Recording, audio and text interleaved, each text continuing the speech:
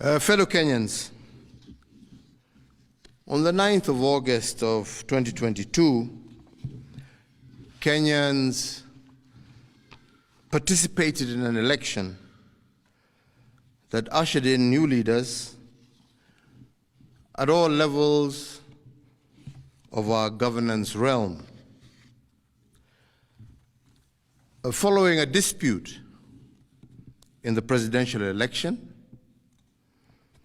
a petition was filed in our Supreme Court for determination of validity of the results, and the Supreme Court has today pronounced itself on this matter. When I was sworn in as your president, I made a pledge to the country, a pledge to uphold the rule of law and the decisions made by the judiciary on all matters appertaining to our governance. Today, the Supreme Court made a ruling on the presidential dispute, upholding the results announced by the Independent Electoral and Boundaries Commission on the 15th of August, 2022. And in keeping to the pledge that I made to uphold the rule of law when I took the oath of office, I commit to executing the orders of this court to the letter. The process of handing over is in progress through the Assumption of Office Committee, which actually has already begun its work as of August 10th, 2022. And indeed, it is my intention to oversee a smooth transition to the next administration, and all the necessary orders to facilitate this process have already been issued.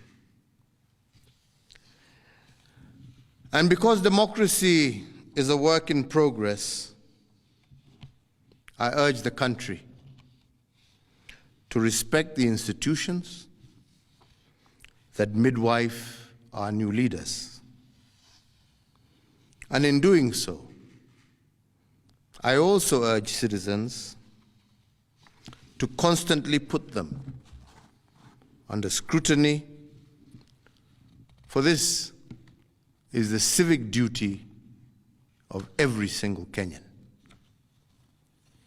In particular, this civic duty requires every citizen to constantly put the truth presented by our constitutional institutions to test. And they must test them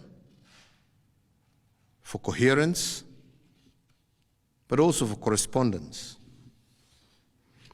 They must constantly scrutinize the coherence of the truth given by these institutions, and to ask themselves whether the truth has been coherent from one election to another.